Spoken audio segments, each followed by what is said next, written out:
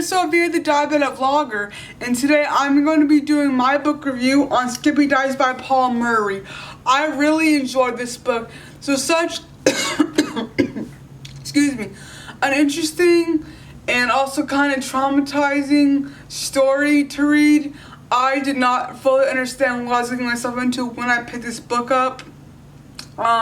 Once you read the introduction, you're already confused and lost, but you have no choice but to keep on reading. This is a very interesting book. I'm going to be giving this a 5 out of 5 stars on Goodreads. This is a great book. I highly recommend it. I already want to read some other books by Paul Murray. This is my first Paul Murray book. So if you guys are big fans of him, please let me know in the comments down below what other favorite books of his that you have read.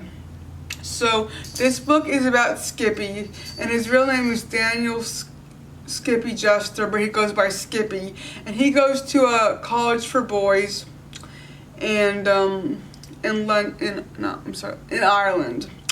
And so when it opens up, we see a scene, and Skippy almost loses his life. And I think at that point we're supposed to believe he's dead. I was like, I know he's gonna die because obviously the title, it's a dead giveaway.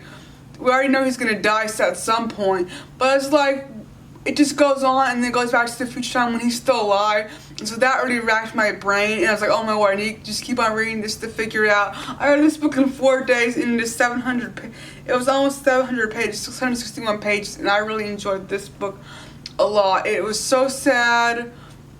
I liked his character development. I liked how it was funny, how it was important, how it was sarcastic. I just really liked his writing style, and it's really up my alley because when I do read fiction, I don't read fiction a lot. I'm starting reading fiction more than I used to. That this book has a lot of things I'm looking for in it. I want humor. I want real life circumstances. I want real life things to happen. I don't want it to be, just all kind of like a bubble where, everything goes perfect and everyone's happy, because that's not real life. And I don't want, when I go read a book, I don't want to, get into someone's life who's like absolutely, perfect, no problems, and just unrelatable, because I can't relate to that. And like so many books, especially growing up young adult books, now even being young adult, I really have a hard time relating to a lot of the books I read because I've never been in those circumstances and had those things happen to me, so I don't know what it's like. And so it's really hard to relate to those books when I think the people who read them are supposed to be relatable, and I just didn't have a lot of experiences, so it makes it difficult to really enjoy reading books like those. But this book was, I necessarily wouldn't say that I necessarily related to this book, but these are college students who are trying to grow up, get their own lives, and probably get out on their own, and so I can relate to that. But the thing that shocked me, let me read you guys this. If you guys have not read this book, I just threw me through the roof. I was like so shocked. Here we go. They aren't allegations, Greg. I passed on to you exactly what was said to me by Mr. Roach last night. This meets with a cold silence. The silver-haired president permits himself a slight shake of the head. Howard flushes. Are you suggesting I shouldn't have passed it on? Are you suggesting I shouldn't have listened to him to confess a crime and then clapped him on the shoulder and sent him home right as rain? Is that it? No one suggests anything, Howard. The automator snaps. Let's all try to keep a professional attitude here. Eyes closed. He massages his temple at a moment and says, okay, let's go over this one more time, Trudy. Rising from her chair, Trudy arranges her papers and reads in a clear, neutral voice Howard's account of the adventure of the last night.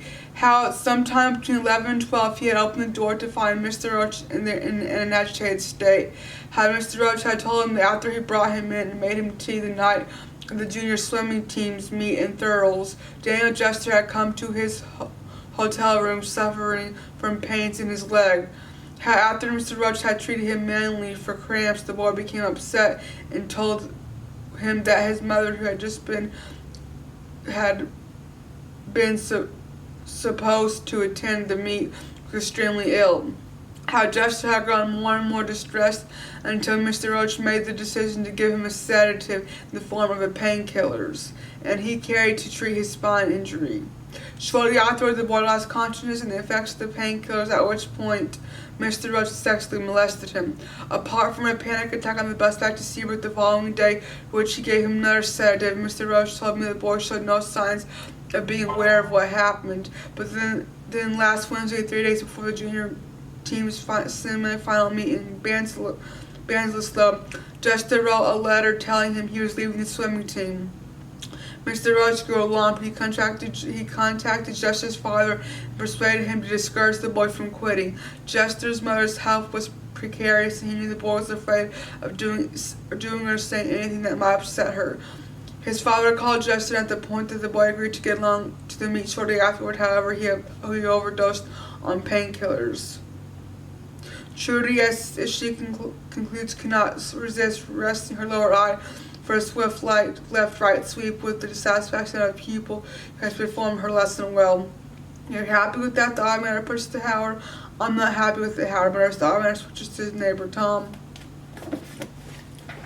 So, there we have it. Skippy dies from a pain overdose of painkillers given to him by his teacher or coach, who ends up sexually assaulting him. And I was just overblown at that. And then I was over floored at the fact the school did not go tell cops on him. They did not tell the cops. They did not tell his family what happened. They didn't tell his friends what happened. And his friends were really upset by what happened to their friend. And they didn't know what happened. And no one told them the truth. And so you have his friends dealing with his death as last in the book. The school is trying to recuperate. There was a fire that was put on by one of the other students at the school, which I think serves it right.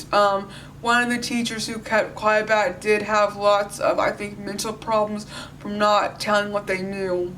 But this is supposed to be a Catholic college, and they let their teacher do this and not turn them into the cops because they were worried about keeping the school open and not getting in trouble with the law. They kept it quiet. So a young man was murdered and assaulted.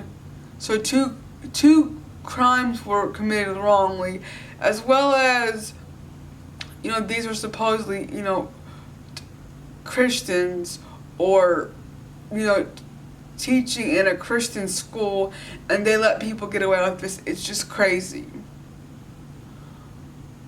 But this book was very intriguing. I had a hard time putting it down. I probably could have finished this book about 10 hours faster, but when it gets so late, I have a harder time engaging with a book, and if I'm not engaging, I really have a hard time understanding it. So please let me know in the comments down below what you guys think about this book. If you guys haven't, go subscribe to my channel, and I'll see you guys next time with another video. Goodbye.